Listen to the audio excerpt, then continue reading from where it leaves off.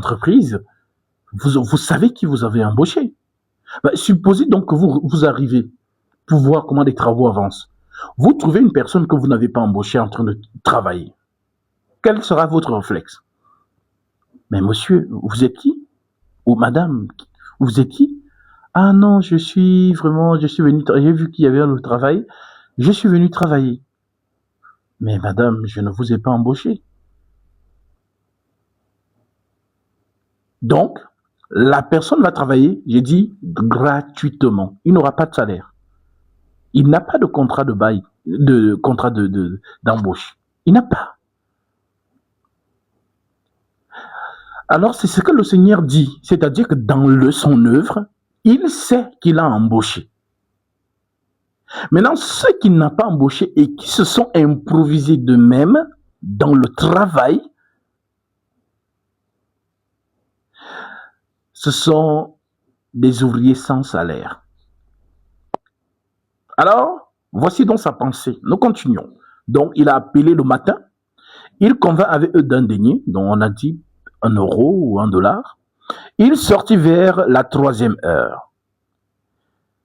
Et il vit d'autres qui étaient là sur les places sans rien faire. Il leur dit, allez aussi à ma vigne et je vous donnerai ce qui vous serait raisonnable. Et ils y allèrent. Il sortit de nouveau vers la 6e heure et vers la 9e heure. Donc nous avons le matin, la 3e heure, la 6e heure et la 9e heure. Est-ce que vous comprenez ce que ça veut dire? Ce que ça représente? En fait, c'est le temps, le parcours de la marche de la prophétie. Il continue. Étant sorti vers la 11e heure, qui est donc la dernière, il en trouva d'autres qui étaient sur des places sans rien faire. Il leur dit, pourquoi vous tenez-vous ici toute la journée sans rien faire? Il lui répondit, c'est que personne ne nous a loués. En d'autres termes, personne ne nous a embauchés. Allez aussi à ma vigne, leur dit-il. Quand le soir fut venu, donc c'est la fin, le soir. Quand le soir fut venu, le maître de la vigne dit à son intendant, appelle les ouvriers. Oui, chaque ouvrier qui a un contrat, appelle les ouvriers et paye-leur leur salaire en allant des premiers aux derniers. Donc, la logique veut que le maître de la moisson commence à payer ceux qu'il a d'abord appelés en premier. Mais lui dit, appelle les ouvriers et paye leur salaire en allant des derniers aux premiers. Ça n'a pas de sens. Voilà donc pourquoi c'est celui qui a commencé le premier, c'est-à-dire le travail. Imaginez-vous que vous avez été embauché à 5 heures du matin, pour commencer à 5 heures du matin. Vous avez non seulement ce sacrifice de supprimer le sommeil de vos yeux, voilà, d'affronter la fraîcheur, voilà, du matin, de commencer le travail. Et puis, vous continuez jusqu'à midi. Et vous allez voir d'autres personnes qui sont embauchées, mais qui commencent à midi. Et d'autres personnes qui sont embauchées, mais qui vont commencer à 15 heures. Et d'autres personnes qui sont embauchées, qui vont commencer vers 18 heures. Entre celui qui a commencé dans la matinée et celui qui est arrivé à la fin, c'est-à-dire quand il reste 1 heure de travail, genre à 18 heures, qui a le plus travaillé? La logique veut que ce soit celui qui est appelé à 5 heures, car il a traversé la journée dans le travail. Mais, bizarrement, écoutez la pensée du Seigneur. Ceux de la 11e heure vinrent et ils reçurent chacun un denier, dont les derniers embauchés sont les premiers à être payés. À la même facturation que les derniers, que les premiers. Et il continue en disant, les premiers vinrent ensuite, croyant recevoir davantage, mais ils reçurent aussi chacun denier. Et le recevant, ils murmuraient contre le maître de la maison et dit, ces derniers n'ont travaillé qu'1 heure. et tu les traites à l'égal de nous qui avons supporté la fatigue du jour et la chaleur? Le maître répondant.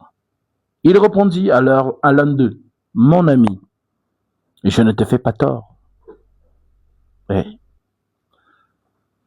n'es-tu pas convenu avec moi d'un denier? Le maître lui dit donc que quand j'étais embauché, est-ce que on s'est convenu que je vais te payer 1 euro? Tu as accepté, tu as signé. Donc en travaillant, tu sais que c'est 1 euro ton salaire.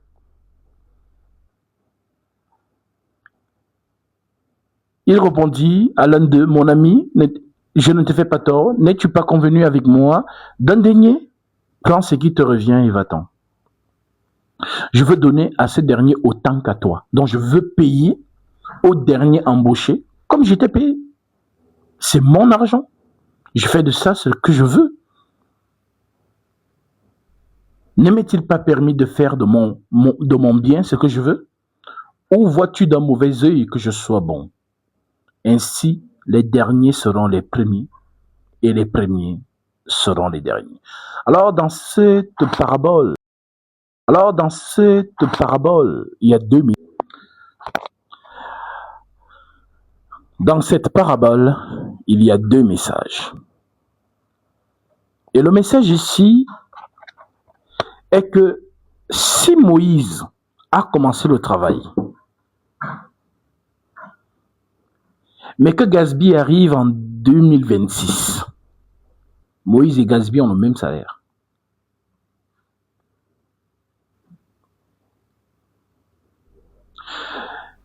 Si les apôtres ont subi des atrocités pour que la vérité soit répandue sur toute la terre, et que Gatsby arrive en 2026, le travail qu'il fait sera valorisé au même degré que les apôtres et les prophètes.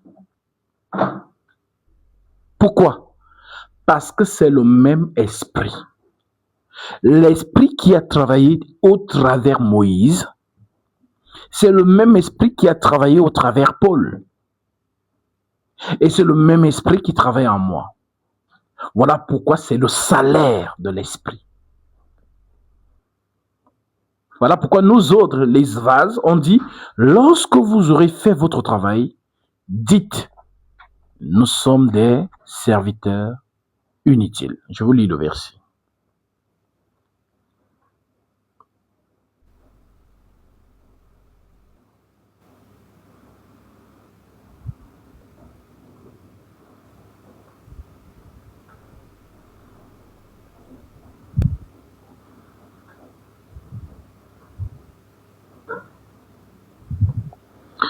Luc chapitre 17, verset 10. Il est écrit, doit-il de la reconnaissance à un serviteur parce qu'il a fait ce qu'il lui a été ordonné? C'est la question. Luc 17, verset 9. Doit-il de la reconnaissance à un serviteur parce qu'il a fait ce qui lui a été ordonné? Vous de même, dont Jésus s'adresse donc à ceux qu'il a embauchés, aux serviteurs. Vous de même, quand vous avez fait tout ce qui vous a été ordonné, dites, nous sommes des serviteurs inutiles. Nous avons fait ce que nous devions faire. Parole de l'Éternel. Alors, je sais qui je suis dans le monde spirituel. Et je sais reconnaître mes collègues. Et je sais reconnaître les farceurs. Et je ne suis pas le premier. L'apôtre Paul, en son temps, les a reconnus. Voici ce qu'il dit. Je vais le lire avec vous pour ne pas citer de mémoire. Parce qu'en général, lorsque je cite des écritures de mémoire, certaines personnes pensent que ce sont des inventions. Alors, je vous donne la référence. 2 Corinthiens chapitre 11, verset 1 jusqu'au verset 15. Allons-y. 2 Corinthiens 11, je prends ici, voici ce que Paul dit. Oh, si vous pouviez supporter de ma part un peu de folie, mais vous me supportez. Car je suis jaloux de vous d'une jalousie de Dieu, parce que je vous ai fiancé en un seul époux pour vous présenter à Christ comme une vierge pure. Toutefois, de même que le serpent séduisit Ève, ça veut dire que dans notre vocation, dans notre travail, Satan sera là. Oui, parce que ici, c'est ce que Paul dit, il rentre dans le jardin d'Éden. Il dit, c'est-à-dire Dieu a enseigné, il est parti. Dieu étant parti, Satan est venu. Et Satan a aussi enseigné. Le jardin d'Éden se retrouvait maintenant avec 2 enseignements. L'enseignement de Dieu à l'homme et l'enseignement de Satan à la femme. Voilà ce qui a créé le chaos dans le jardin d'Éden. Parce que lorsqu'il y a 2 paroles dans une même maison, une doit dominer l'autre.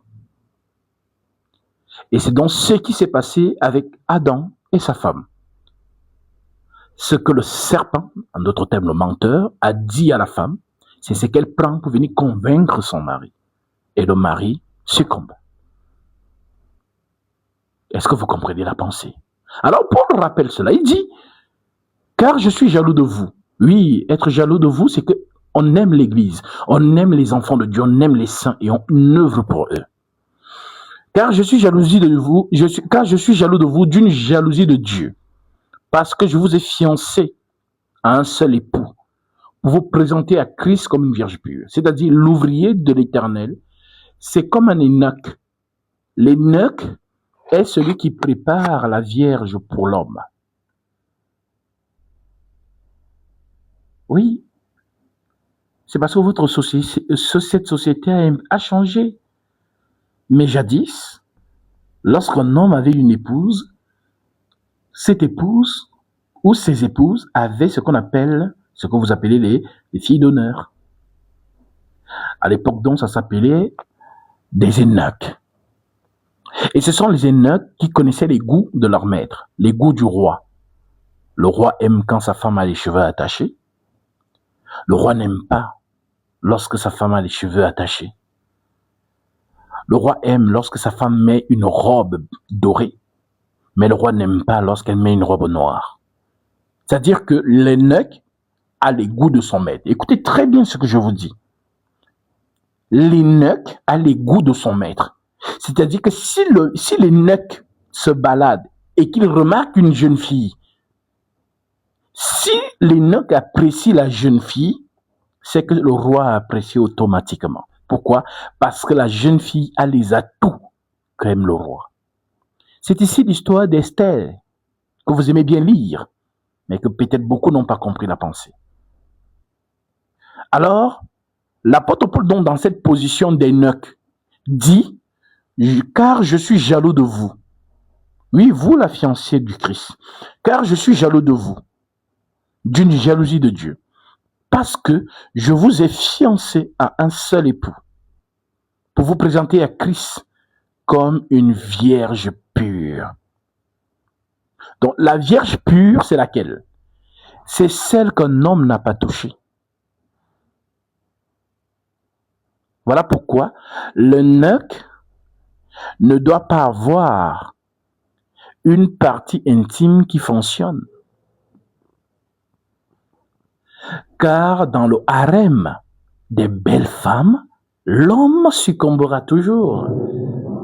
Voilà donc pourquoi le maître laisse des serviteurs, si on peut le dire ainsi, castrés. Parce que même si la femme elle est belle comment, il ne pourra rien faire.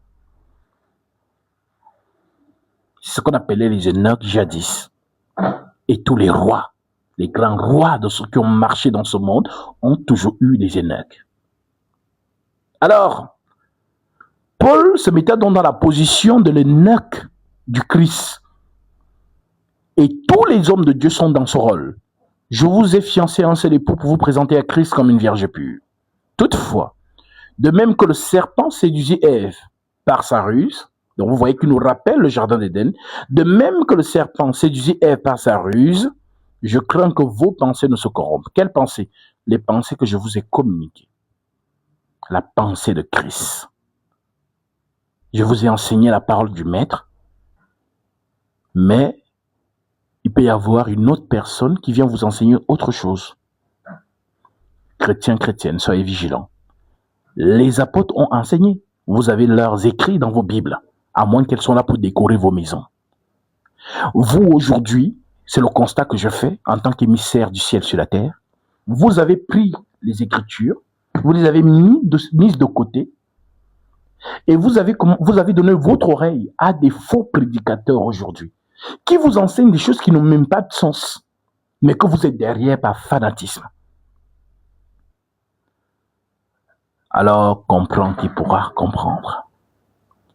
Si par cette métaphore par laquelle je suis passé pour te faire comprendre les réalités et les enjeux de cette vocation céleste, et que le Christ t'a donné la capacité de comprendre, c'est que l'Esprit vient de te communiquer, alors je t'assure, tu ne négligeras plus jamais les épîtres apostoliques.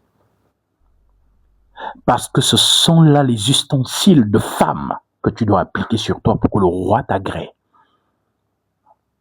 Je rappelle encore l'histoire d'Esther. Lorsque le roi a donné ce communiqué, de rassembler toutes les belles femmes, belles filles, on dit jeunes filles vierges et belles de figure.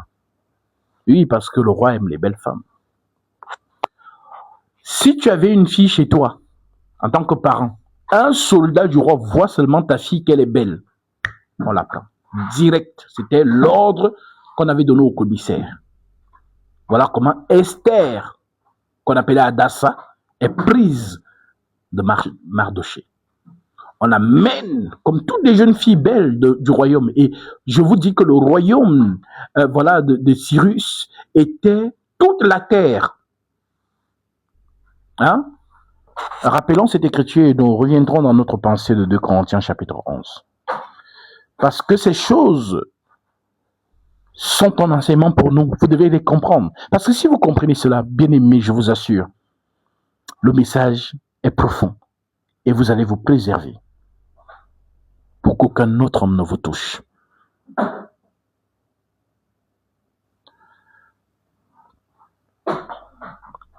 Esther, prenons le chapitre 3 directement.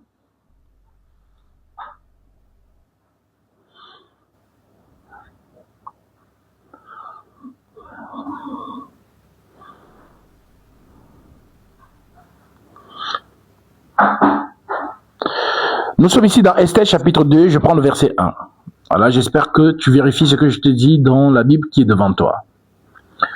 Et que tu dis donc, après ces choses, lorsque la colère du roi Assyrus se fut calmée, il pensa à Vashti, donc sa première épouse, et ce qu'elle avait fait, et la décision qu'il avait prise à son sujet. Le roi aimait Vashti. On dit que Vashti était tellement belle que le roi n'avait que le nom de sa femme dans sa bouche. Dès qu'il rencontre quelqu'un, bonjour, tu connais ma femme? Elle est une beauté. Viens, je vais te la présenter. Parce qu'il y a des hommes comme ça, que lorsqu'ils ont une belle femme, ils veulent tellement marcher avec elle partout, la présenter partout, et inviter même les gens chez eux parce qu'ils veulent nous présenter sa femme. Il y a des hommes comme ça. Et c'était le cas d'Assyrus. Voilà donc pourquoi la reine, voilà, vous savez, quand un homme vous montre qu'il vous aime tellement, pour certaines femmes, elles perdent justement la maîtrise et commencent maintenant à hausser les épaules. Ah, il m'aime. Voilà pourquoi vous allez voir certaines jeunes filles, quand vous dites, les hommes, ils sont bizarres, ils cachent leurs sentiments. C'est pas qu'ils cachent les sentiments. C'est qu'ils t'aiment tellement. Il est tellement fou amoureux de toi qu'il a peur en te le montrant sur un plateau, tu vas faire ce que Dalila a fait à Samson. Oui, parce que si ton cœur est déposé sur les mains d'une femme rusée, tu es mort en guerre, cher ami. Mais si tu es une bonne femme et que tu livres ton cœur, tu vivras. Oui. Voilà donc pourquoi ces choses que les Saintes Écritures nous enseignent sont un message profond pour chacun de nous. Alors, oui, après ces choses, lorsque la colère du roi Assyrus fut calmée, il pensa à Vashti et à ce qu'elle avait fait, et à la décision qu'il avait prise à son sujet. Alors ceux qui servaient le roi dirent qu'on cherche pour le roi des jeunes filles vierges et belles de figure, que le roi établisse dans toutes les provinces de son royaume des commissaires chargés de rassembler toutes les jeunes filles vierges et belles de figure à Suse, la capitale, dans la maison des femmes, sous la surveillance des gays. Eunuque de roi et gardien des femmes qui leur donnera les choses nécessaires pour leur toilette. Oui, parce que le roi est maniaque, le roi est propre, et le roi aime les femmes propres. Voilà donc pourquoi, avant que tu ne paraisses devant sa face ou dans sa chambre, on doit t'apprêter. Et bizarrement, ces jeunes filles ont été apprêtées pendant 1 an à se rendre propres et belles. C'est fort, hein? Mais il y a une pensée prophétique dessus. On dit, cet avis eut l'approbation du roi et il fit ainsi. Il avait à Suse, la capitale, un juif nommé Mardoché, fils de Jaï, fils de Shimei, fils de Kis, comme homme de Benjamin, qui avait été amené de Jérusalem parmi les captifs, déporté avec Jéconia, roi de Juda, par Nebuchadnezzar, roi de Babylone. Il éleva Hadassa, qui est Esther, fille de son oncle, car elle n'avait ni père ni mère. La jeune fille était belle de taille et belle de figure. Donc, c'est ce que, pour ne pas dire, elle était bien formée.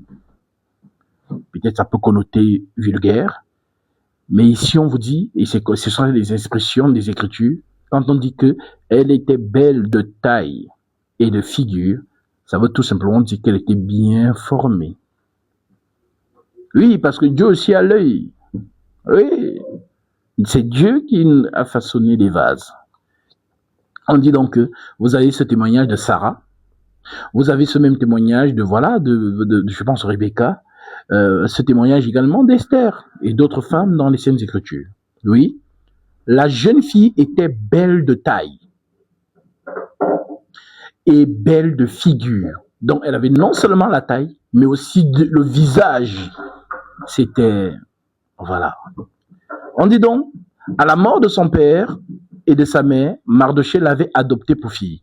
Lorsqu'on eut publié l'ordre du roi et son édit, et qu'un grand nombre de jeunes filles furent rassemblées à Suse, la capitale, sous la surveillance d'Hégaï, Esther fut aussi prise et conduite à la maison du roi, sous la surveillance d'Hégaï, gardien des femmes.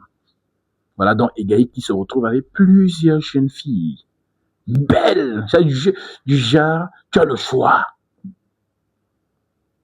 C'est une pensée, car le roi représente Jésus.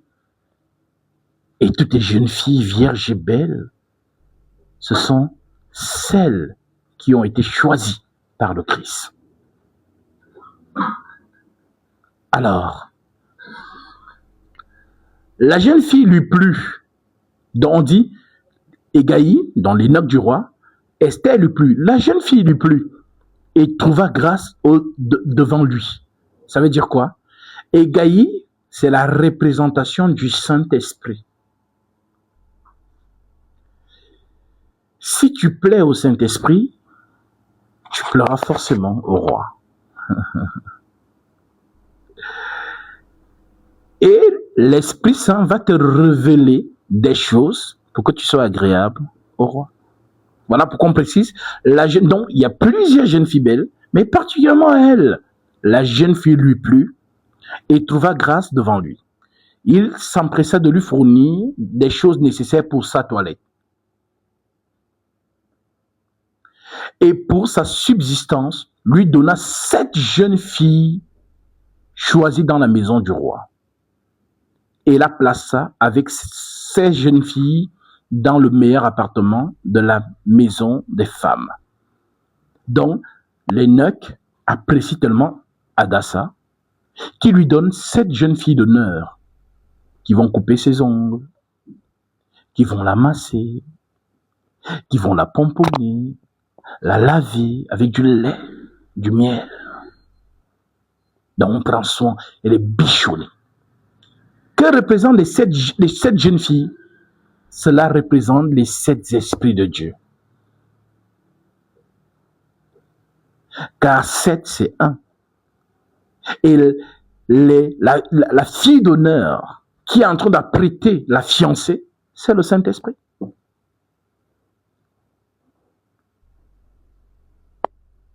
Et nous voyons qui dans ce rôle, dans le Béréchit ou le commencement? Dieu. Car lorsque Dieu bichonnait la femme d'Adam, Adam dormait, il n'était pas là. C'est Dieu qui a façonné la femme, lui a donné une beauté. Et il regarde et dit non, Adam va aimer ça, je mets ça. Non, je mets ça. Voilà pourquoi, lors de son réveil, il s'exclame, parce que c'est magnifique ce qu'il voit. Oh, voici cette fois-ci, celle qui est hausse de mes os, chair de ma chair. Celle-ci, je l'appellerai femme. Mais nous ne sommes pas pressés, parce que tu dois comprendre ces choses. Alors, tu as compris que les 7 jeunes filles qu'on met autour d'Esther, c'est les 7 anges, ou encore les 7 esprits. Quand tu lis Apocalypse, on te dit, l'agneau avait 7 cornes et 7 yeux, qui sont les 7 esprits de Dieu envoyés par toute la terre. Voilà pourquoi lorsque Jean a vu le Christ, le Seigneur lui dit, les 7 étoiles que tu as vues dans ma main droite, ce sont les 7 anges. Et les 7 chandeliers sont les 7 églises. Mais lorsque nous allons lire Apocalypse chapitre 22, 16, on dit, le Seigneur, j'ai envoyé mon ange. Il ne dit pas mes anges. Dans des 7 anges, il parle d'un seul. Car le chiffre 7, c'est la perfection. C'est donc ici que vous comprenez donc que cette histoire d'Esther avec les 7 jeunes filles d'honneur représente donc ici le travail du Saint-Esprit au travers les eunuques pour apprêter la jeune fille pour que le roi l'agrée. Alors,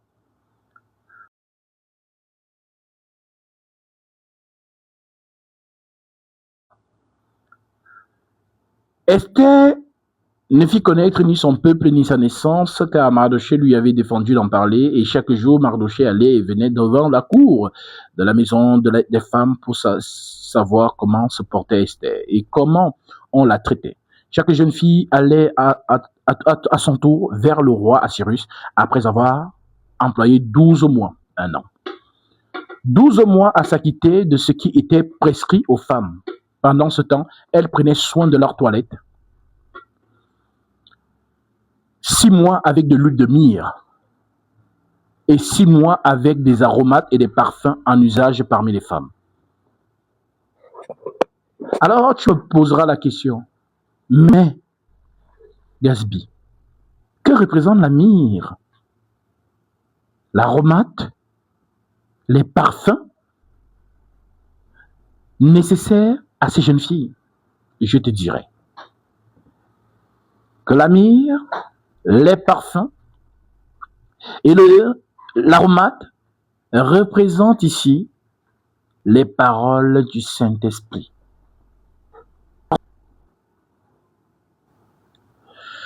Si on a dit mets la myrrhe sur toi et que toi tu ne mets pas la myrrhe, tu mets Chanel, ce n'est pas l'odeur que le roi aime. Lui, il a dit myrrhe. Si tu n'écoutes donc pas les notes et que toi tu peux mettre une autre huile, Chanel, Dior, c'est une métaphore. Je ne suis pas en train de vous dire ne faut pas vous oindre avec Chanel ou Dior. Non. C'est-à-dire, ce que les notes disent à la jeune fille, c'est ce que le roi aime. Si la jeune fille écoute ce que les notes lui disent, elle sera agréée. Elle sera agréée.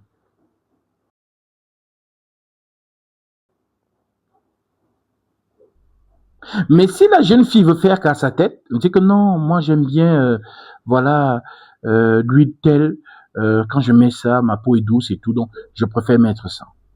Lorsqu'elle va entrer dans la chambre du roi, le roi va lui dire, sors. Pourquoi? Parce qu'il y a des hommes qui aiment une odeur particulière sur leur femme. Ouais.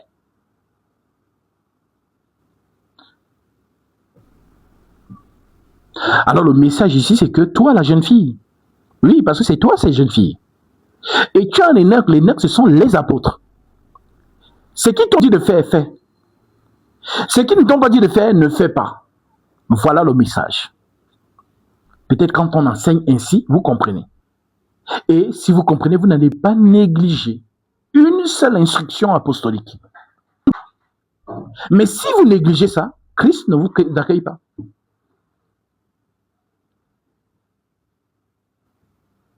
Comprendre qui pourra. Alors, on dit donc que chaque jeune fille allait à son tour vers le roi Cyrus, après avoir employé 12 mois à s'acquitter de ce qui était prescrit aux femmes. Prescrite.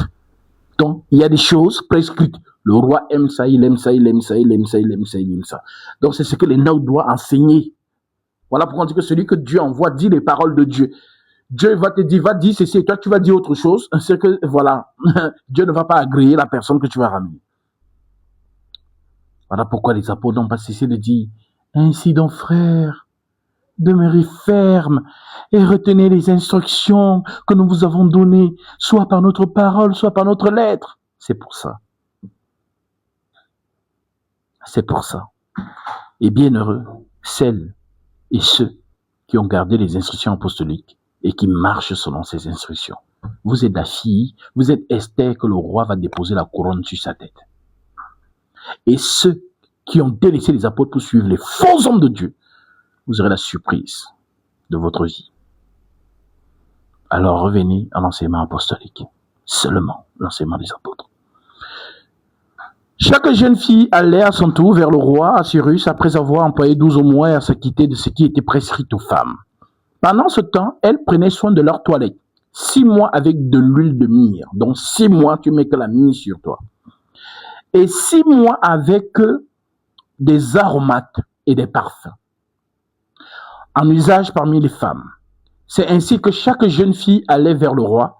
Et quand elle passait de la maison des femmes dans la maison du roi, on lui laissait prendre avec elle tout ce qu'elle voulait. Voilà pourquoi, dans une maison vraiment, je dis ça selon notre société, l'homme a toujours ses appartements. Et la femme aussi. Le jour où tu sais que tu dois aller voir ton mari, tu es propre. Et c'était même dans nos traditions ici africaines, dans nos villages, moi, quand je partais en vacances avec ma maman, chez le grand-père, il avait ses appartements. La grand-mère aussi. Et ce qui faisait donc en sorte que dans la maison, il y avait 2 compartiments. La cuisine, on appelait ça. Donc, la cuisine, c'est le côté de la femme. C'est-à-dire, ce n'est pas que c'est la cuisine à proprement dit. C'est-à-dire, la cuisine, ça veut dire tout ce qui se dit là-bas. Et justement, le salon, c'est le côté de l'homme.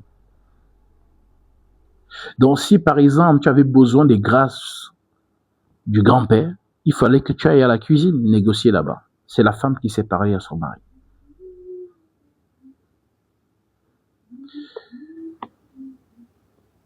Voilà pourquoi les femmes, notamment quand elles avaient aussi leur menstrues, elles restaient de leur côté.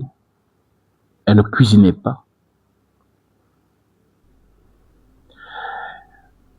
Ou alors quand elles savent que ces menstrues arrivent, elles commencent à faire à manger, elles stockent.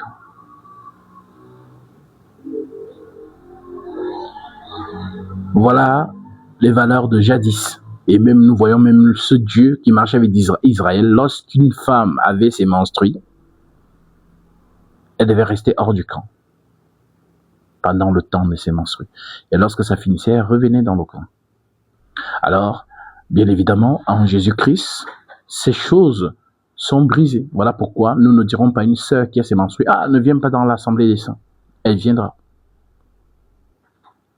Oh non, tu n'as pas le droit de manger la Sainte Seine parce que tu as dit, elle mangera. Parce que Christ est la fin de la loi. Même dans la loi, si tu étais infime, tu ne pouvais pas t'approcher des choses de Dieu.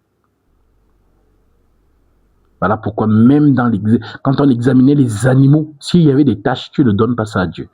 Et voilà pourquoi Dieu avait ordonné que toutes les personnes qui sont bien bâties, ainsi de suite, s'approchent justement de certains ustensiles. Mais ceux qui ont peut-être des défauts corporels, non. Tout ça avait des explications. Mais Jésus vous appelle tous. Venez à moi. Vous tous qui êtes fatigués et chargés, je vous donnerai du repos. Donc Jésus ne fait pas de distinction. Il vous appelle. Voilà pourquoi on le voyait embrasser les lépreux. À l'époque, à la loi, on pouvait faire ça. Jamais. Mais Jésus embrasse quelqu'un qui a la lèpre. Touche les infirmes. Les femmes qui ont des menstrues. Vous connaissez cette femme qui perdait le sang pendant 12 ans. La loi disait que quelqu'un, si une femme qui a ses menstrues touche quelque chose, que toi aussi tu touches, tu es impur en même temps qu'elle. Mais cette femme est venue toucher Jésus. Et qu'est-ce qui s'est passé? Vous avez vu la réaction du Seigneur. En d'autres termes, ceux qui ont la vision prophétique, Jésus a pris l'impureté de cette femme. Et cette femme a pris la pureté de Jésus. Et c'est ça la croix. À la croix, il est impur. Mais nous sommes purs. Car, dit-il, l'Écriture, il a pris nos péchés. C'est ça la croix. Cette femme et Jésus représentent la croix. Alors, en Jésus, nous sommes dans la liberté. Voilà pourquoi on appelle donc cette vocation la vocation de la liberté, Galates chapitre 5. Et on nous dit de ne plus nous mettre sous le joug de la loi et dans la servitude. Ok? Alors,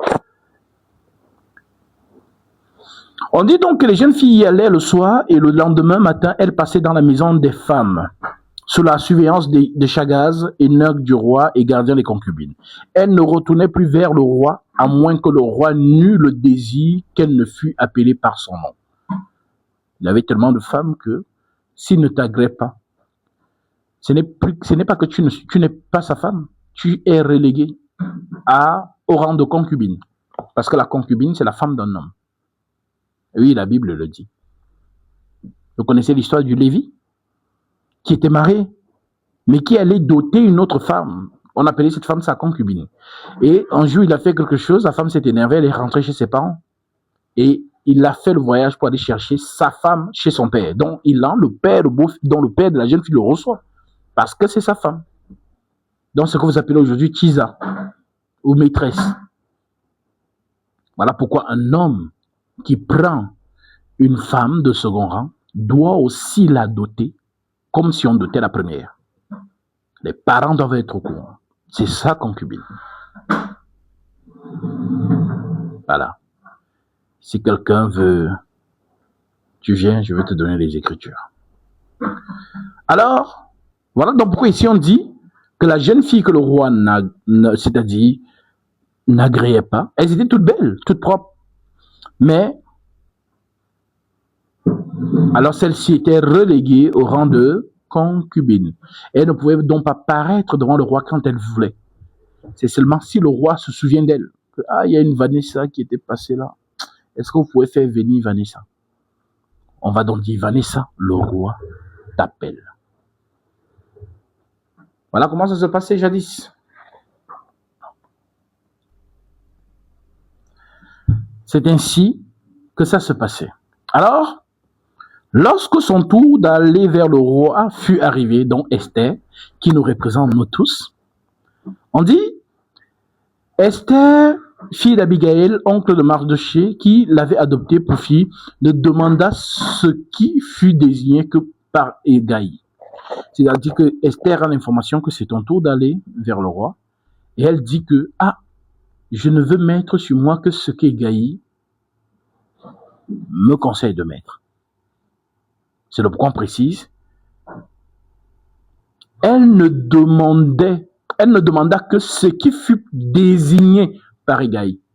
Enoch du roi et gardien des femmes. Parce qu'elle savait que Hégaï avait le secret du roi. Et peut-être ce secret, il n'a pas révélé cela aux jeunes filles. Voilà donc pourquoi, comme il aimait Esther, il va donc révéler le secret à Esther. Voilà pourquoi on dit que non. Elle dit que je veux seulement qu'Hégaï me conseille. Un peu comme quand une femme sort, elle peut peut-être dire à sa copine que je mets quoi. Ou bien, voilà. C'est pourquoi je dis souvent que les hommes, parfois avoir leur cœur, c'est vers leurs amis qu'il faut demander ce qu'ils aiment. Et c'est ça le discours de Jésus. Je ne vous appelle plus mes serviteurs, mais je vous appelle mes amis. Car le serviteur ne sait pas ce que fait son maître, mais l'ami dit tout à son ami. Vous comprenez maintenant? D'où le fait donc que Esther demande donc à Hégaï ce qu'il faut mettre. Esther trouva grâce aux yeux de tous ceux qui la voyaient. Esther fut conduite auprès du roi Assuérus dans sa maison royale le 10e mois, qui est le mois de Tébet, la 7e année de son règne. Le roi, c'est tellement précis la prophétie, parce que c'est la 7e année qu'on verra Jésus. Dans la prophétie. La 7e année. Le 7e jour. Ok? Ça encore sont des mystères. On en parlera. Le roi aimait Esther plus que toutes les autres jeunes filles. Elle obtint grâce et faveur devant lui, plus que toutes les autres jeunes filles. Il mit la couronne royale sur sa tête et la fit reine à la place de Vashti. Le roi donna un grand festin, les fameuses noces de l'agneau. Le roi donna un grand festin à tous ses princes et à ses serviteurs, un festin en l'honneur d'Esther. Il accorda du repos aux provinces et fit des présents avec libéralité royale.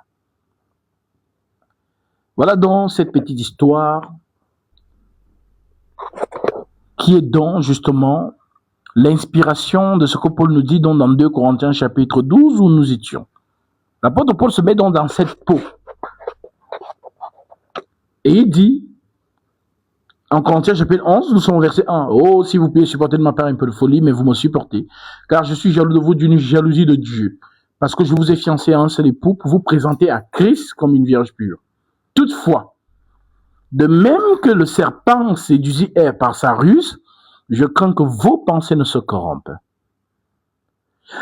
En d'autres termes, je vous ai enseigné. Gardez précisément cet enseignement. Ne vous détournez pas. Mais si vous délaissez cet enseignement pour écouter d'autres choses, alors c'est ce qu'il explique.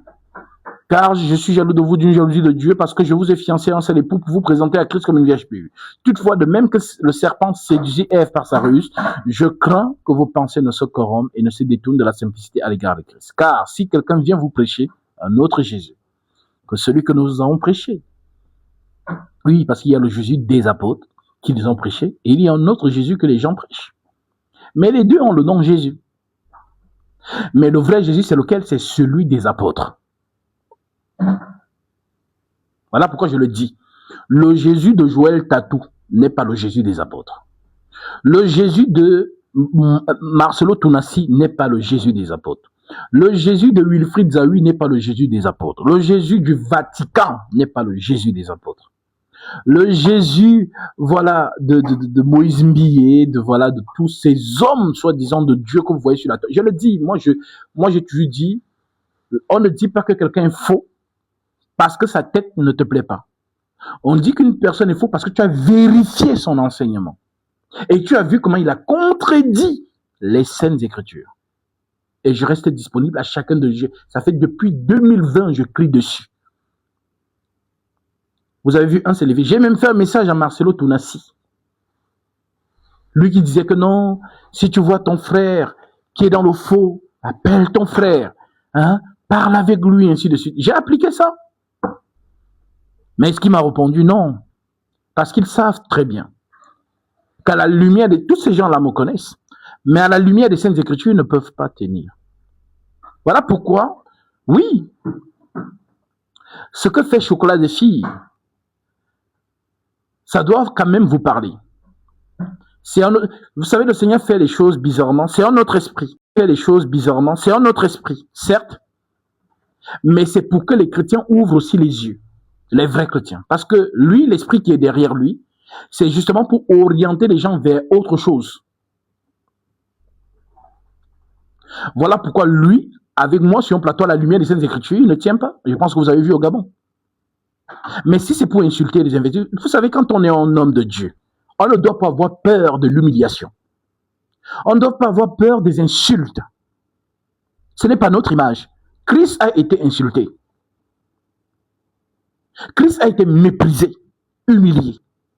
Et si nous portons le même manteau, c'est-à-dire nous sommes dans... Il a dit, le serviteur n'est pas plus grand que son maître. C'est ce que Jésus dit. Le serviteur n'est pas plus grand que son maître. S'ils ont gardé ma parole, ils garderont aussi la vôtre. Mais s'ils n'ont pas gardé ma parole, ils ne garderont pas votre. Donc, Jésus ne peut pas... Lui, il a été humilié. On l'a traité de démon. On l'a traité de Belzébuth. On a dit qu'il marche avec les prostituées. Oui. Il n'a pas voulu préserver son image pour dire, ah non, charge de bonne conduite. Jamais. Lorsque tu vois un incirconcis, comme David a dit cela de Goliath, je vais montrer à cet incirconcis qu'on doit respecter le peuple de Dieu. Il allait affronter Goliath. Voilà donc pourquoi nous sommes des soldats, on n'a peur de personne. Et si vous remarquez, moi, je jaillis toujours chez ces gens. Comme on dit, le chien est fort chez lui. Je prends le vol, je vais là-bas. Parce que je sais que j'ai la lumière, et qu'à la lumière des Saintes Écritures, ils ne peuvent pas manipuler les Écritures devant moi. Et c'est ce que Chocolat, lors du débat, essayait de faire. Mais vous avez vu, ceux qui étaient vraiment lucides dans l'esprit ont vu que tout ce qu'il disait, c'était des mensonges. Tu sais, quand tu fais des fausses accusations, tu dis des choses qui sont mensongères à l'égard des chrétiens. Parce que vous allez remarquer que ces gens-là citent les Écritures et ils donnent une autre pensée aux Écritures. Donc, il faut donc leur montrer que ce que vous dites est faux. Voilà donc pourquoi on ne peut que montrer le faux que par l'Écriture. Si quelqu'un vous refuse de lire les Écritures, c'est parce qu'il sait qu'en lisant, vous allez mettre en lumière le mensonge qu'il a dit. Voilà pourquoi ces gens-là ne veulent pas la lecture des Écritures. Donc, oui, le Christ a été humilié. Le Christ n'a pas fui les questions des pharisiens, mais sa sagesse faisait en sorte qu'il réduisait au silence ces personnes.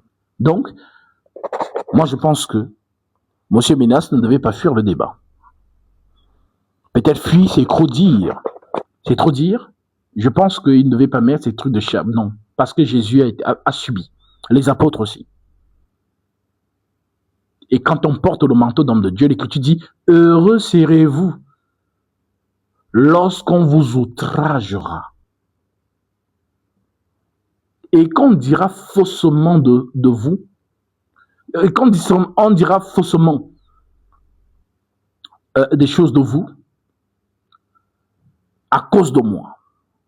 Soyez dans l'allégresse, car c'est ainsi qu'on a persécuté les prophètes qui ont été avant. C'est l'Écriture.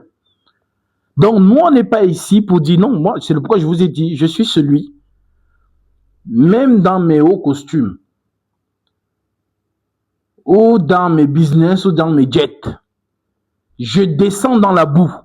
Je finis de bagarrer avec toi dans la boue, je me lave et je remonte encore sur mes costumes et dans mes jets ou mes business. Il n'y a pas de comportement ici. Voilà. Réponds à l'insensé par sa folie, dit l'Écriture. Répond à l'insensé par sa folie, pour qu'il ne se croie pas sage. Donc, moi je pense que M. Ménas, vous savez, moi j'ai toujours dit que lorsque on est vraiment envoyé de Dieu, nous sommes là pour défendre la vérité, pour que le cœur des moins affermis ne soit pas ébranlé. Oui, parce que il y a des gens qui sont mal affermis et qui sont gagnés par ces personnes-là. J'ai débattu avec un kémite ici, il m'a dit pourquoi il est devenu kémite, mais quand je lui ai expliqué ces zones d'hommes dans ces questions, il a compris. Donc, beaucoup sont dans ces choses parce qu'ils n'ont pas de réponse à leurs questions. Parce que, oui, les kémis, tous les animistes, ils sont dans leur canevas et ils sont là pour séduire les âmes. Ah non, abandonnez ça, venez ici. Oh, regarde. Et vous allez voir qu'ils ne parlent jamais de leurs choses. Ils parlent, tu regardes. La Bible dit ceci, la Bible. C'est un peu comme les musulmans. Les musulmans n'évangélisent pas avec le Coran. C'est toujours, est-ce que Jésus est Dieu? Ainsi de suite. Ah, nous, on n'a qu'un seul Dieu, ainsi de suite et tout machin. Pareil pour les animaux, les kémis. Ils ne te présenteront jamais leur truc là. Et même lorsque tu adhères dans leurs choses là, et que tu vas, tu dis, bon, ok, je prie à quelle heure, qu'est-ce que je fais? Non, il faut bien que l'huile rouge dans le manioc, tu appelles tes ancêtres, ils viennent manger à 3 heures, et ainsi de suite. C'est vide, il n'y a rien dedans. Voilà pourquoi ceux qui sont allés un peu pour être curieux, ils sont ressortis. Parce que ce n'est que du brassage de lait, il n'y a rien dedans. Il n'y a rien. Alors oui, moi je pense que tous ces hommes dits de Dieu qui se cachent dans leurs soi-disant églises, et qui n'ont pas envie d'affronter ceux qui prétendent qu'ils sont faux, alors vous n'êtes pas du Christ. Parce que la lumière chasse les ténèbres. La lumière, lui, comme l'a dit le Christ, c'est l'ordre. Vous êtes la lumière du monde. Que votre lumière luise dans les ténèbres. On n'a pas dit que votre lumière luise dans la lumière. L'église, c'est la lumière. C'est le chandelier. Donc, nous devons lui où? Dans les ténèbres, dit le Christ. Donc, les ténèbres sont là. Vous fuyez les ténèbres pour dire non, l'éclair, non, la lumière, l'église sur le chandelier. Et le chandelier est d'or. Et l'or, c'est le feu, c'est la lumière. Donc, lorsque vous voyez dans la loi, dès que Dieu dit faites ceci, enduisez d'or, c'est la lumière, la pensée. Parce que Dieu est lumière. Alors, si ces faux hommes de Dieu ne vont pas pour affronter ces personnes qui sont hostiles à la foi, c'est parce qu'ils savent que ce sont des faux hommes de Dieu. Mais moi, on ne peut pas me piéger à la lumière de cette écriture. Les pharisiens, toutes les questions des pharisiens sur les écritures étaient piégées, étaient des questions pièges. Mais Jésus a toujours, parce que quand tu as la science des écritures, tu sais quel verset va où. Parce que c'est un puzzle. Alors, je le dis, si vous dites que vous êtes homme de Dieu, alors il faut jaillir dans les ténèbres. Faites comme Gatsby a fait. Voilà, moi je suis allé là-bas au Gabon. Et j'ai coupé la tête du serpent. Et ne vous étonnez pas, oui, ces gens suivent leur prophète. Et ils sont à fond derrière lui. Et je pense que par mon débat, vous avez compris que Jésus n'est pas aussi tant aimé que ça. Vous avez vu des jeunes qui sont... Dès que tu dis Jésus, c'est comme si tu as versé le sel sur eux. Ils sont énervés. Ah, Jésus, non, on ne veut pas. Des jeunes comme toi, hostiles au Christ. Alors, si on est hostile à Jésus, bon, on approuve tous ceux qui, justement, luttent contre Jésus. On se range derrière. Mais nous sommes des soldats jusqu'à la fin. L'écriture est claire. Vous êtes la lumière du monde, que votre lumière luise dans les ténèbres. Et l'écriture dit encore, large est la porte, pas sur le chemin qui mène à la perdition, il y en a beaucoup qui entrent par là. Mais étroite est la porte resserrée, le chemin qui mène à la vie, il y en a peu qui les trouvent. Donc, il y a très peu de chrétiens. Oui. Très peu.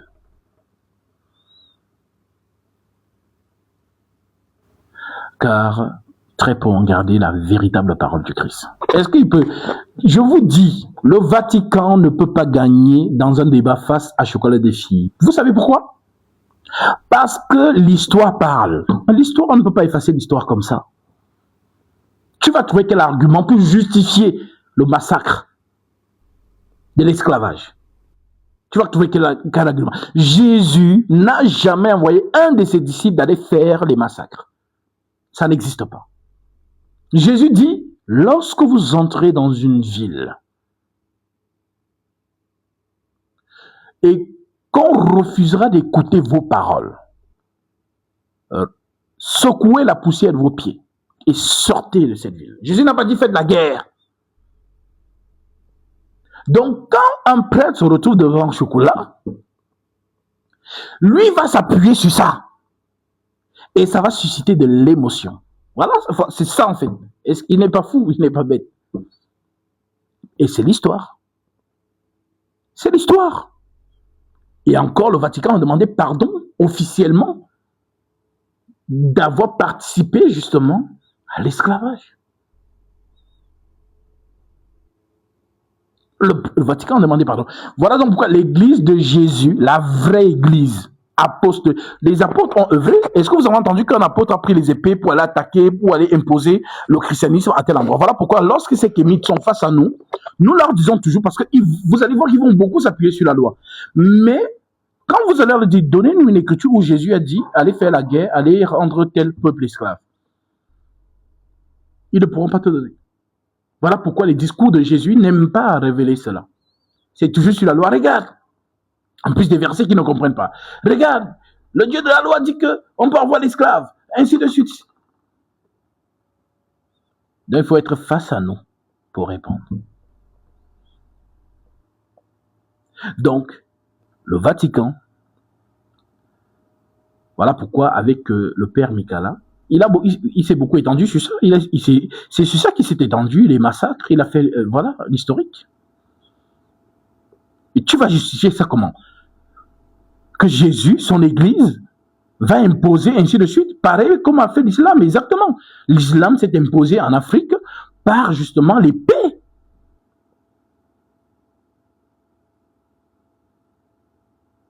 L'islam s'est imposé par l'épée. Et c'est les mêmes choses que le Vatican a fait.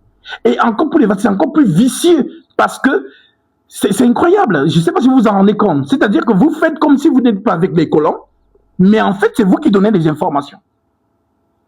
Mais vous gardez la couleur blanche. C'est donc vraiment la ruse de Satan. C'est-à-dire que la personne joue au pyromane. Il met le feu et il dit, ah, le feu, on a mis le feu. Voilà c'est que le rôle que le Vatican a joué.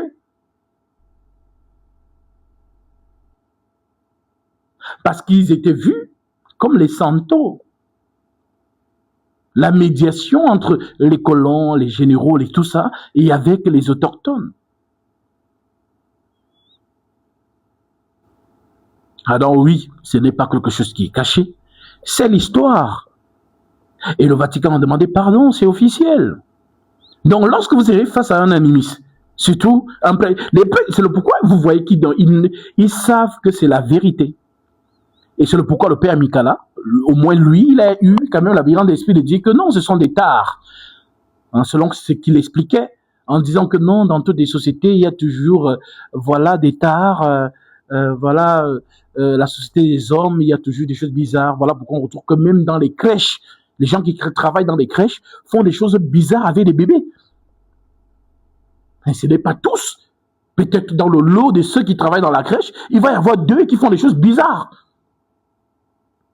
Mais cela ne suffit pas. Parce que, c'est le pourquoi je l'ai toujours dit. Et tout prêtre du Vatican qui sera face à moi, je lui dirai toujours ça. Le Vatican n'est pas l'église de Christ. Et tous les enfants du Vatican vont toujours vous dire que non, le Vatican c'est la première église. C'est qui est faux. C'est qui est faux.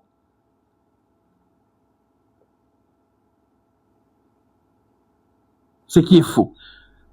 L'église a un fondement, pour ceux qui ont oublié. Éphésiens 2:20. Vous n'êtes plus des étrangers, parce que ce sont les étrangers qui ont constitué l'église. L'église des nations. Ecclésia, sortie d'eux. C'est ce que vous avez, Ecclésia, sortie d'eux. C'est-à-dire que les nations internationales, voilà, l'église des nations, ça veut dire que toute tribu, toute langue, tout peuple adhère à Jésus. C'est ça son message. Allez, et fait de toutes les nations des disciples. C'est ça le message. Donc toutes les langues, parce que La prophétie dit quoi d'Abraham? Toutes les familles de la terre seront bénies en toi. Donc, toutes les familles de la terre, on dit toutes les familles, c'est la prophétie. Toutes les familles de la terre seront bénies en toi. Cette prophétie doit donc s'accomplir. Voilà donc pourquoi donc Abraham, parce que quand on dit Dieu d'Abraham, d'Isaac et de Jacob, ce sont les ancêtres de Jésus, humainement parlant, puisqu'on remonte une lignée. Et c'est la lignée de Terach, c'est-à-dire Terach sort de qui? De Sem. Parmi les trois frères, Japheth, Sem et justement Cam. C'est quel qui me dit Cam et Dam. C'est pourquoi, est-ce qu'ils peuvent nous affronter? Si vous leur demandez Cam sort de qui, ils ne pourront pas vous répondre. Parce que les Saintes Écritures, la Torah est le seul livre qui référencie le premier homme jusqu'au au Messie. Les autres sont des contes de fées. On te parle des trucs de Mimosa, de Enki, tout ça. Contes de fées. Alors, il faut donc savoir que les trois frères là, parce que n'oubliez pas que le monde a été justement submergé par le déluge. Toute la première création, que ce soit hommes, justement, les animaux et les choses qui vivaient sur la terre, le Seigneur a immergé tout ça dans l'eau. Et il a donné le salut à Noé et à ses trois fils. Et à leurs femmes, on dit qu'ils étaient environ 8 dans l'arche. Donc, après dans le déluge, oui, et les animaux de chaque espèce, 8 survivants vont donc repeupler la terre. Et dans les 8 survivants, dans les 3, Sem, Japheth et Cam sont ceux qui vont repeupler la terre. Maintenant, parmi les 3, il y en a un que Dieu choisit. Et parmi les 3, qui a eu la plus grande descendance, c'est Cam. C'est Cam qui a eu la plus grande descendance entre les frères, les 3 frères. Et Sem va donc être déclaré éternel Dieu de Sem. C'est donc de Sem que va sortir Abraham. On remonte, le père d'Abraham, Terach, Abraham. Abraham, Dieu l'appelle donc et lui donne des promesses. Quand on parle des promesses dans les épîtres, ça appartient à Abraham. Lisons cela. Romains chapitre 9.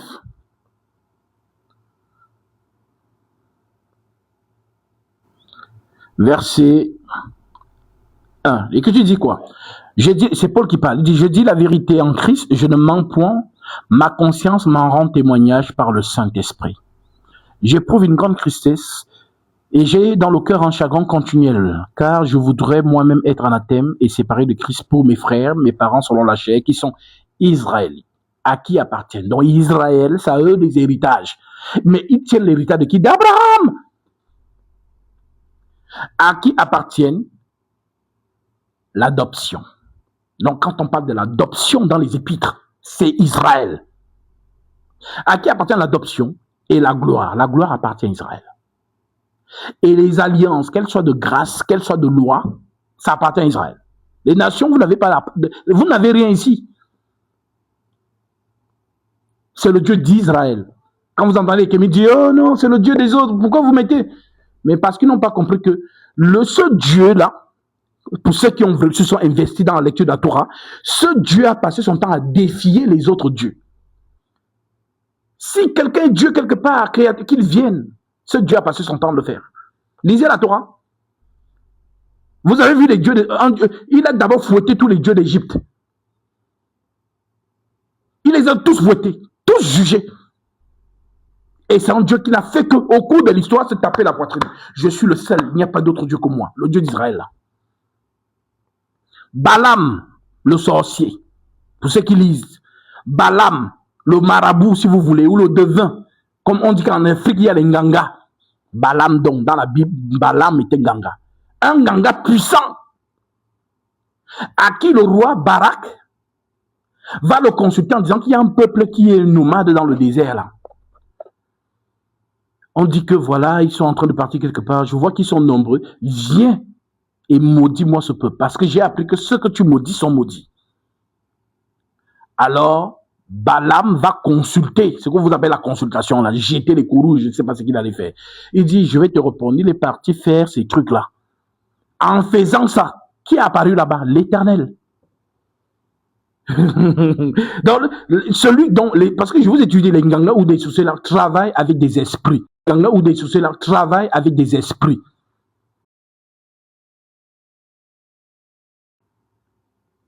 Et dans la nature, là, il y a, l'Écriture le dit en Corinthiens 8, comme il existe néanmoins plusieurs dieux et plusieurs seigneurs, mais néanmoins pour nous, il n'y en a qu'un seul, le suprême. Donc les esprits déchus sont des dieux, les Elohim, qui recherchent la reconnaissance humaine, qui veulent aussi que vous les consultez, vous les appelez, vous les évoquez. Donc vous pensez que le sorcier du village, il travaille avec lui, il est quoi? C'est toujours les esprits. Voilà pourquoi quand j'entends des discours des soi-disant pasteurs qui veulent servir sur la vague de l'animisme ou du kémitisme, oh non, le chrétien spirituel, tu dois aussi verser de l'eau pour faire ça. Dieu, les apôtres ne nous ont pas donné ces instructions. Restez dans la fidélité de ce que les apôtres ont enseigné. Nous n'avons pas cru en Jésus pour réussir dans la vie. Non. On n'a pas cru en Jésus pour ça. Nous avons cru au Seigneur pour le salut de nos âmes. Notre espérance n'est pas de ce monde. Donc pour ceux qui ont cru en Jésus, je ne sais pas pour accomplir les choses de vos vies, vos projets, vous êtes peut-être, je ne sais pas qui vous... Il dit, Jésus, le vrai, si quelqu'un veut venir après moi, qu'il renonce à lui-même, qu'il se charge de sa croix et qu'il me suive. Voilà le discours de Jésus, Matthieu chapitre 16, verset 24. Si quelqu'un veut venir après moi, qu'il renonce à lui-même, qu'il se charge de sa croix et qu'il me suive. Maintenant, nous, quand on suit Jésus, on ne suit pas Jésus parce qu'il va nous donner le mariage, parce qu'il va nous donner l'argent, les trucs que où je vois où on vient jeter les visas sur les pieds des pasteurs. Qui vous a enseigné ça? Alors détrompez-vous. Nous marchons avec le Christ, nous sommes dans ce qu'on appelle l'exode céleste. Il y a eu l'exode terrestre par Israël, nous sommes dans l'exode céleste. Nous marchons. Et pendant cette marche, si Jésus me fait grâce parce qu'on dit qu'il bénit aussi et qu'il me donne ceci parce que je suis fidèle à la parole, à l'écriture, parce que ce Dieu fonctionne comme ça, c'est ce que nous voyons dans la loi, il a mis des principes. Et si tu obéis à ces principes-là, tu verras sa main. Dans la loi, il fallait payer la dîme. Il fallait être régulier. Tu donnes ta dîme, ta récolte est abondante. Tu ne donnes pas, elle n'est pas abondante. Maintenant, comment Christ change ça aujourd'hui? Il a envoyé des disciples en disant que celui qui vous donnera seulement un verre d'eau froide, il ne manquera pas sa récompense. Voilà pourquoi dans la marche apostolique, ils mangeaient comment? C'est par les offrandes volontaires, par des dons volontaires. Et si tu es fidèle à ça, Dieu aussi. Mais ce n'est pas pour ça que nous avons cru en Jésus, que personne ne vient vous distraire. Ne vous soyez pas distraits. Les choses que Zahu fait là, ne soyez pas distraits. Ne soyez pas distraits. Soyez lucides en quoi nous avons été appelés. Et je répète ce que le Saint-Esprit dit par l'apôtre Pierre, pour rappeler à tous les chrétiens votre vocation. 1 Pierre 1,6. C'est là ce qui fait votre joie. Quoique maintenant, puisqu'il le faut, vous soyez attristés pour un peu de temps par diverses épreuves, afin que l'épreuve de votre foi, plus précieuse que l'or périssable, qui cependant est éprouvé par le feu, ait pour résultat la louange, l'honneur, la gloire, lorsque Jésus-Christ paraîtra. Lui que vous aimez sans l'avoir vu, en qui vous croyez sans le voir encore, vous réjouissant d'une joie ineffable et glorieuse, parce que vous obtiendrez le salut de vos âmes pour prix de votre foi. Voilà notre vocation. Voilà notre vocation. Les gens qui viennent vous dire là qu'il faut vous réveiller à 3 heures, aller casser les canaris, oh non, le prophète Jérémie a fait ça, donc nous sommes... Mais c'est incroyable. C'est incroyable. Alors, oui, les promesses ont été faites à Abraham, à sa descendance. Je pense que lors du débat, le chocolat m'avait sorti cela. Que non, mais c'est le Dieu des autres. Pourquoi tu as fond dedans? J'ai dit, mais j'ai donné Romains chapitre 11. Et il a vu. Il a commencé à embrouiller le journaliste pour que ça ne sorte pas. Parce que oui, quand quelqu'un commence à brûler, qu'il y ait des éclaboussements, c'est pour que la pertinence de ce qui est dit ne soit pas suivie. Romains chapitre 11.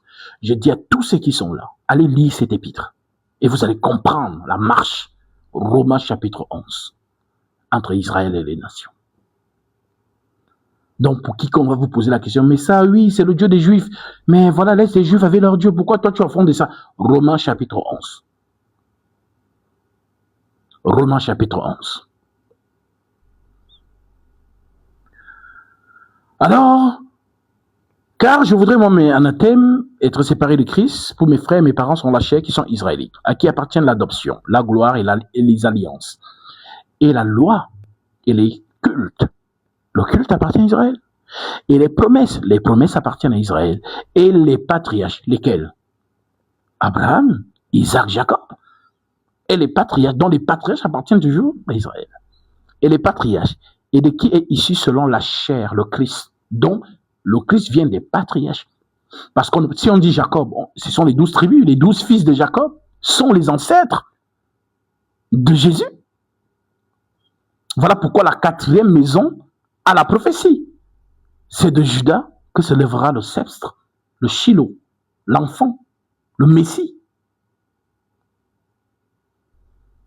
Voilà pourquoi physiquement il doit s'asseoir sur le trône de David. C'est ça que même Gabriel dit à Marie. Et Dieu lui donnera le trône de David, son père. Est-ce que David est le père de l'esprit? C'est ce que Jésus a posé aux pharisiens comme question. Le Christ. Que pensez-vous du Christ? Dit-il aux pharisiens. De qui est-il fils? Le Christ est le fils de qui? Et les pharisiens répondent, selon les Écritures, de David. Jésus leur dit, comment donc David l'appelle-t-il Seigneur? Lorsqu'il dit, le Seigneur a dit à mon Seigneur, assieds-toi à ma droite, jusqu'à ce que je fasse de tes ennemis ton marchepied. Si donc David l'appelle Seigneur, comment est-il son fils? Et on dit que les pharisiens sont restés bouche bée. Ils n'ont pas pu répondre. On dit depuis ce jour-là, personne n'osait plus leur poser la question. Parce qu'ils ont compris que David ne peut pas être le père de Dieu. Le Christ est Dieu. Mais maintenant, pourquoi on l'appelle donc fils de David? C'est la prophétie. Ça dit que le Jésus esprit doit devenir humain.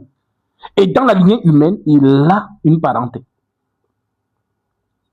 Voilà pourquoi c'est la maison de Judas qui attend le Messie, qui doit régner non seulement sur Israël et sur le monde entier. Voilà pourquoi avant que Jésus ne monte au ciel, Acte chapitre 1, où vous avez oublié, les apôtres ne l'ont-ils pas posé une question? Seigneur, est-ce en ce temps-là que tu rétabliras le royaume d'Israël? Parce que c'est ça qu'eux ils voulaient. C'était des Juifs. Et chaque Juif connaît la prophétie. Ils ont vu Jésus, il fait les miracles, il parle, il prêche bien. D'accord. Mais les apôtres sont restés avec un petit goût amer. C'est que Jésus part, mais Israël n'est pas rétabli. Voilà pourquoi il lui pose la question. Seigneur, est-ce en ce temps-là? Lisons cette écriture. Acte chapitre 1, verset 3 directement. L'écriture dit, après qu'il ait souffert, il leur apparut vivant et leur en donna plusieurs preuves et se montrant à eux pendant 40 jours et parlant des choses qui concernent le royaume de Dieu. Comme il se trouvait avec eux, il leur recommanda de ne point s'éloigner de Jérusalem, mais d'attendre ce que le Père avait promis, ce que je vous ai dit, je vous ai annoncé, leur dit-il, car Jean a baptisé d'eau, mais vous, dans quelques jours, vous serez baptisés du Saint-Esprit. Alors les apôtres réunis lui demandèrent, Seigneur, est-ce en ce temps-là que tu rétabliras, parce que tu dis que tu es le Messie, est-ce en ce temps-là que tu rétabliras le royaume d'Israël? Ils n'ont pas loupé Jésus. Et ils ont montré à Jésus que non, on marchait avec toi, mais on attendait. C'est ici qu'on t'attendait. Mais là, on voit que tu dis que tu pars, mais Israël n'est pas rétabli. Alors, ils ont le courage de lui poser la question. Mais qu'est-ce qu'il répond? Alors, Jésus leur répondit, ce n'est pas à vous de connaître les temps et les moments que le Père a fixés de sa propre autorité. Mais vous recevrez une puissance, le Saint-Esprit survenant sur vous, et vous serez mes témoins à Jérusalem, dans toute la Judée, dans la Samarie et jusqu'aux extrémités de la terre. Après avoir dit ces paroles, il fut élevé pendant qu'ils le regardaient et une nuée le déroba à leurs yeux. Et comme ils avaient les regards fixés vers le ciel, pendant qu'ils s'en allaient, voici deux hommes vêtus de blanc. Et moi, je les connais, les deux hommes-là. Voici deux hommes vêtus de blanc leur apparurent et dirent, hommes galiléens, pourquoi vous arrêtez-vous à regarder au ciel? Ce Jésus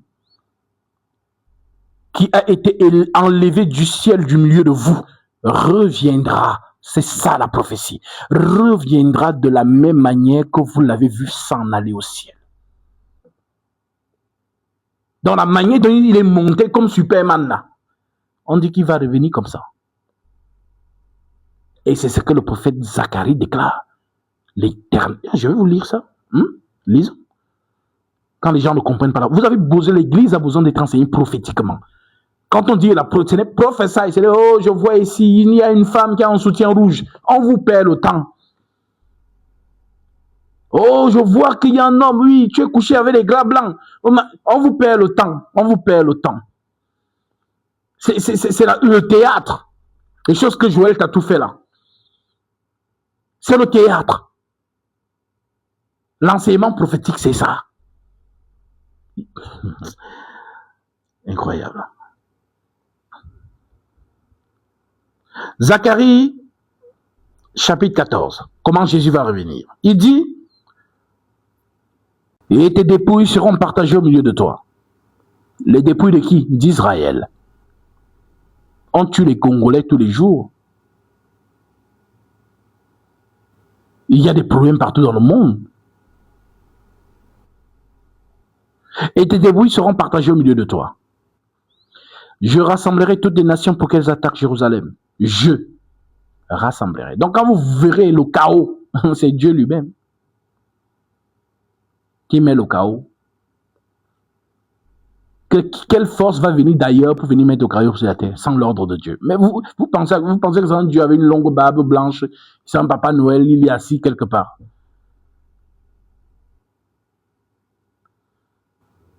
Je rassemblerai, moi Dieu, toutes les nations pour qu'elles attaquent Jérusalem. Donc Dieu envoie des vautours contre son propre peuple. Et il a toujours fait ça. C'est vous qui ne lisez pas. Lisez la loi. Ce qui partait exciter le cœur d'un roi étranger pour venir frapper Israël. Lorsque Israël faisait n'importe quoi, il se mettait à adorer les idoles. C'est toujours leur Dieu. Le roi vient, il casse le temple, il prend le peuple, ils vont justement en captivité.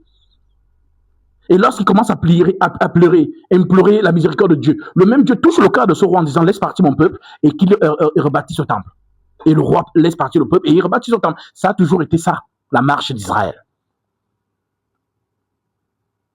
Voilà pourquoi je dis toujours, Dieu, vraiment, il ne gère pas comment les nations se marient. C'est pas votre Dieu. Il a choisi un peuple. C'est à ce peuple qui donne les instructions. Quand vous vous mariez, c'est comme ça. Quand vous faites ceci, c'est comme ça, c'est comme ça, c'est comme ça. Et le peuple doit s'atteler à ça. S'ils font autrement, ils ont désobéi à la parole de Dieu. Donc, la manière dont les Congolais se marient au Dieu ne gère pas. La manière dont tous les peuples aux alentours, Dieu, les Philistins, est-ce que Dieu était le Dieu des Philistins? Soit vous ne lisez pas la même Torah que nous. Il y avait les Philistins qui avaient leur Dieu, le Dieu de Dagon. Des Amoréens, ils avaient leur Dieu. Lisez le livre de Samuel. Samuel 1, Samuel 2, Samuel 3, Samuel 4, Samuel 5, 6. Lisez. Vous allez voir le comportement du Dieu d'Israël avec les autres dieux. Donc, ce que les Philistins font, ils s'en foutent. Mais si Israël fait, il surgit. Alors, Dieu choisit un peuple à qui il donne sa parole, ses instructions. Et ce sont eux qui doivent obéir.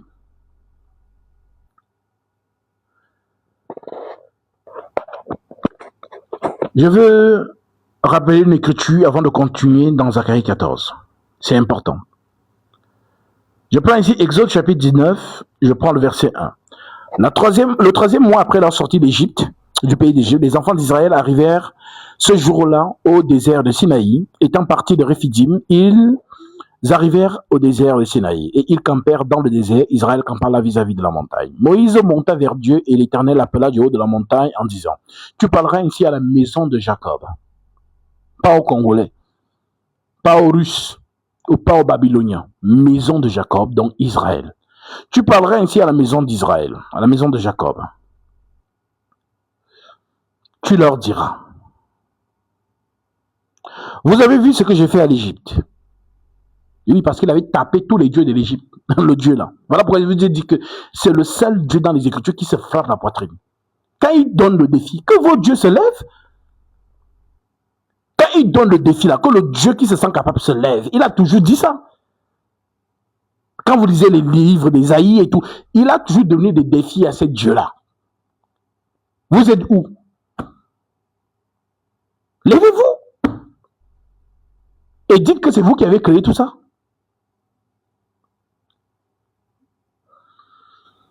Vous voyez bien que Pharaon et son armée disent fuyons, car l'Éternel combat pour Israël.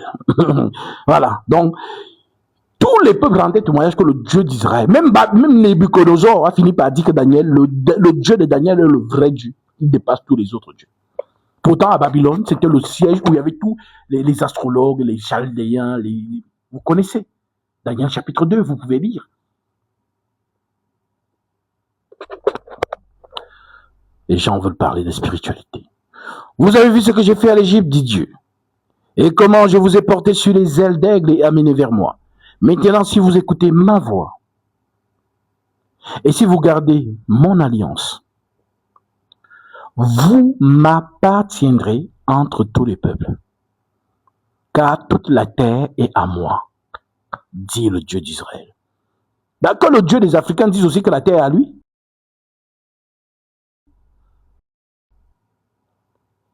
Voilà pourquoi nous, les vrais Africains, on s'interroge. On nous dit au Thèbes, les ancêtres qui étaient puissants, il y avait les égrégores, les esprits. Mais comment le Dieu des... Vous dites que ce sont les Blancs qui nous ont colonisés. Mais avec toute la sorcellerie qu'on avait, nos dieux là, ils étaient où? C'est la vraie question.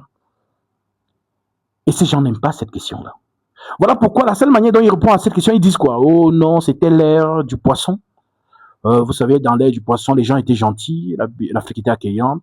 Donc, on vous accueille, mais les esprits, qui sont dans vos calebasses, dans vos marmites, ne vous disent pas que le blanc qui est venu là, c'est la ruse, ne le recevez pas. Donc, vous n'avez pas, même comment on dit, les prophètes des Nganga, les voyants, qui vont vous dire, oh, ceux qui viennent là, ils ne sont pas dans bon cœur, ne leur donnez pas le thé, c'est la ruse.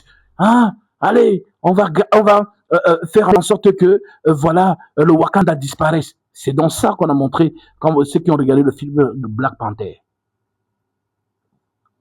On vous a laissé un message subliminal que les gens n'ont pas compris. Lorsqu'on rend le Wakanda invisible, dès que leurs avions entrent, on rend le Wakanda invisible. Alors que même si le colon vient, il ne voit pas. Donc c'est ça en fait, en d'autres termes, vos puissances là, oh non, l'Afrique, au Thèbes, machin, tout ce que vous dites là, d'accord. Mais maintenant, les Occidentaux, je ne sais pas quel Dieu ils avaient. Et même si vous dites que c'était Jésus, Jésus a tabassé vos dieux. Hein? Si même on vous raisonnez comme ça, on va aller dans cette logique-là. Jésus a tabassé vos dieux.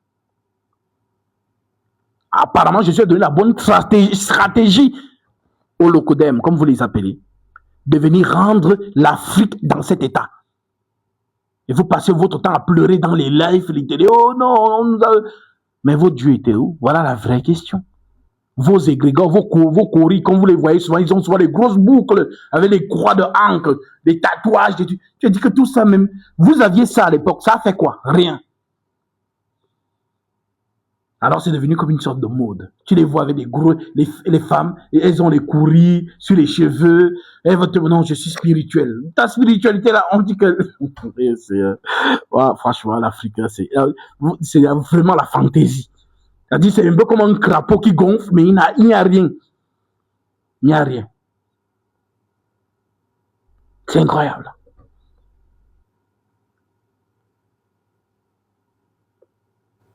Alors oui, ce Dieu l'a dit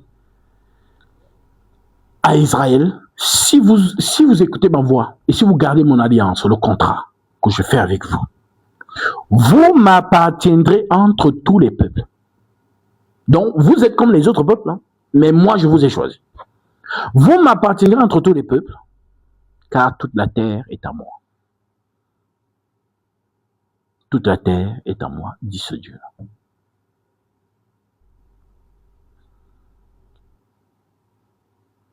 Alors, le même Dieu d'Israël, lorsque nous revenons chez Zacharie,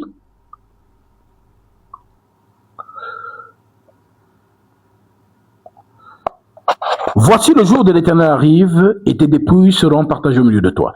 Je rassemblerai toutes les nations pour qu'elles attaquent Jérusalem. Donc, ta nation Israël, toi tu vas exciter les autres nations pour attaquer Jérusalem. D'accord? Donc, ce n'est pas un autre Dieu ou quelque chose qui a fait en sorte que les peuples viennent contre Israël. C'est toi-même. D'accord. Oh, mais Dieu, on ne le comprend pas. Ça n'a pas de logique. Oui, avec lui, il n'y a pas de logique. Parce que ses pensées ne sont pas tes pensées. Il a dit, il ne se cache pas. Mes pensées ne sont pas vos pensées. Et mes voix ne sont pas vos voix. Donc, toi, tu as la logique humaine. Et donc, tu penses comme un homme. Voilà pourquoi Jésus avait dit à Pierre, lorsque celui-ci a été possédé par l'autre esprit, lorsque Jésus lui dit à Pierre, Pierre, je vais à Jérusalem et je vais mourir. Alors Pierre dit à Jésus, Seigneur, cela ne t'arrivera pas. À Dieu ne plaît, cela ne t'arrivera pas.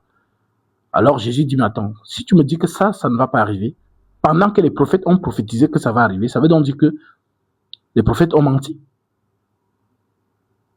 Alors Jésus comprend que ce n'est pas Pierre qui a parlé, c'est l'autre esprit. Arrière de moi, Satan. Car tes pensées ne sont pas les pensées de Dieu, mais celles des hommes. Donc, chers intellectuels, chers scientifiques, chers tout ce que vous voulez, vos pensées restent vos pensées. Elles ne sont pas les pensées de Dieu. Et il dit, Ésaïe 55, mes pensées ne sont pas vos pensées, et mes voix ne sont pas vos voix, dit l'Éternel désormais. Donc vos petites logiques que vous faites, oh non mais c'est pas cohérent, c'est pas logique. Bah oui, c'est pas logique, c'est la prophétie, ce sont des choses de l'esprit. Nous employons un langage spirituel pour les choses spirituelles. Mais l'homme animal ne comprend pas les choses de l'esprit de Dieu, car elles sont une folie pour lui. Il ne peut les comprendre parce que c'est spirituellement qu'on en juge. L'homme spirituel, au contraire, juge de tout et n'est le même jugé par personne, car qui a connu la pensée du Seigneur pour l'instruire. Or, nous avons la pensée de Christ. C'est écrit dans la Bible que vous critiquez tous les jours. Là. C'est écrit. Mais est-ce que vous faites donc cas de ça? Non. Donc, vous êtes trop scientifique. C'est bien. Alors, je rassemblerai toutes les nations pour qu'elles attaquent Jérusalem. La ville sera prise. Les maisons seront pillées et les femmes violées, comme en temps de guerre. La moitié de la ville ira en captivité, mais le reste du peuple ne sera pas exterminé de la ville. L'Éternel paraîtra. Il combattra ces nations. Donc, on a dit dans Actes chapitre 1 que quoi? Ce Jésus que vous avez vu s'en aller reviendra de la même manière. Alors, l'Éternel paraîtra. Il paraîtra quand? Lorsqu'il y aura le chaos sur la terre des hommes. C'est ça donc ici la prophétie de Daniel. En ce temps-là se levera Michael, le fameux archange Michael. L'esprit redoutable et terrible. Donc, toutes les entités déchues comme de lumière se courbent. Toutes les entités se courbent. En ce temps-là se levera Michael, le grand chef, le défenseur des enfants de ton peuple. Et ce serait une époque de détresse telle qu'il n'y en a pas eu de semblable depuis que les nations existent jusqu'à cette époque. En ce temps-là, ceux de ton peuple qui seront trouvés inscrits dans le livre de vie seront sauvés. Plusieurs de ceux qui dorment dans la poussière de la terre se réveilleront, les uns pour la vie éternelle, les autres pour la honte et l'opprobre éternel. Toi, Daniel, tiens secret de ces paroles, et celle le lit jusqu'au temps de la fin. Plusieurs alors le diront, et la connaissance augmentera. C'est la prophétie. C'est la prophétie. Alors, l'Éternel paraîtra, et il combattra ces nations, comme il combat au jour de la bataille. C'est un guerrier. Ses pieds se poseront en ce jour-là sur la montagne des Oliviers. Comme on dit les deux hommes aux apôtres, qui est vis-à-vis de Jérusalem du côté de l'Orient. La montagne des Oliviers se fendra par le milieu, et à l'Orient et à l'Occident, et il se formera une très grande vallée. Une moitié de la montagne reculera vers le septentrion et une moitié vers le midi. Vous fuirez alors dans les vallées de mes montagnes, car la vallée de mes montagnes s'étendra jusqu'à Zel. Vous fuirez comme vous avez fui au temps du tremblement des terres, au temps d'Ozias, roi de Juda. Et l'Éternel, mon Dieu, viendra, et tous ses saints avec lui. Jésus-Christ. Voilà la prophétie. Alors, chrétiens, chrétiennes, restez fidèles à l'enseignement des apôtres. Vous avez compris que ces enseignements sont notre héritage.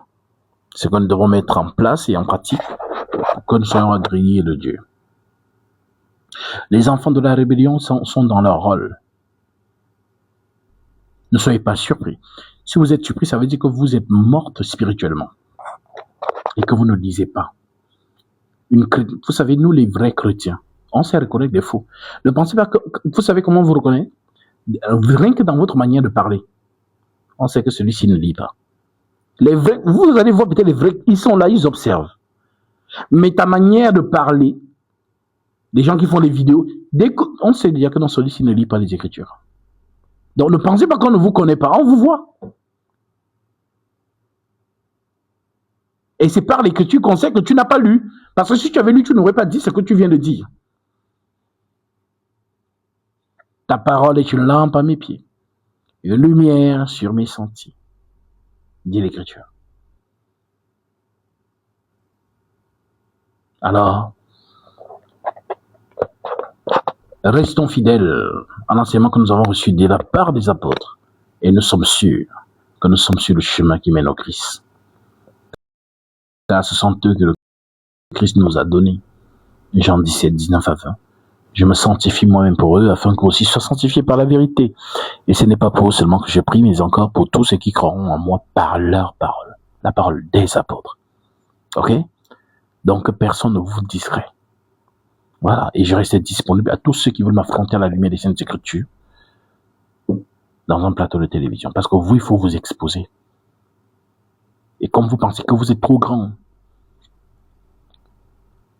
les enfants de Dieu, aucun ne se perdra, dit l'Écriture. Aucun ne se perdra. Je connais mes brebis et elles me connaissent. Elles entendent ma voix, elles me suivent, dit le Seigneur. Alors, restez donc fidèles à ce que les apôtres ont prescrit à chacun de nous. Marchons dans cette fidélité. Et n'ayez pas peur, chrétiens. Si vous voyez quelqu'un qui dit qu'il est homme de Dieu et qui contredit les Écritures, levez-vous. Et dites-lui, avec sagesse, que ce que vous avez dit n'est pas écrit.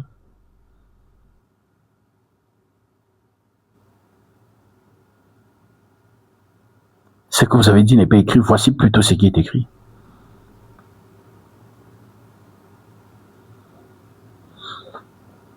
Gardez donc votre vocation, quittez ce monde avec la plénitude de la foi, la vraie. Car le Christ ne fait que prélever ses enfants. Voilà. Peut-être 3 par génération, peut-être 10. C'est lui qui sait que dans toute cette génération, je n'ai que 3 élus. Voilà pourquoi on dit d'Israël, ils sont comme des lions parmi les peuples. Ils sont comme des lions parmi les peuples.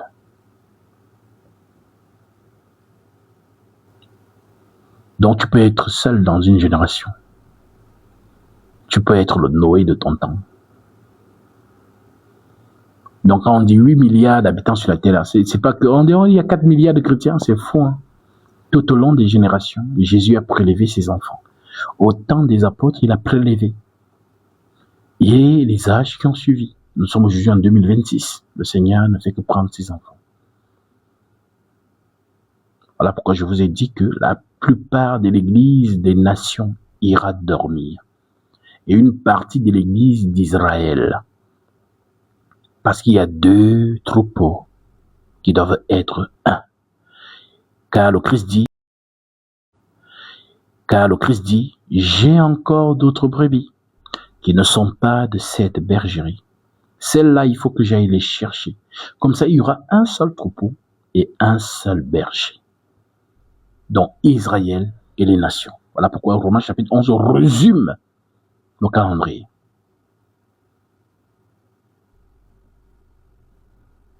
Alors, que le Seigneur Jésus-Christ garde ses enfants dans la fidélité et que les faux hommes de Dieu paniquent. Oui, parce que c'est les gens qui ne vérifient pas les Écritures. Ce sont eux qui remplissent les méga-churches là. Parce que celui ou celle qui lit les Écritures ne restera pas là. Parce que l'Écriture n'est pas respectée.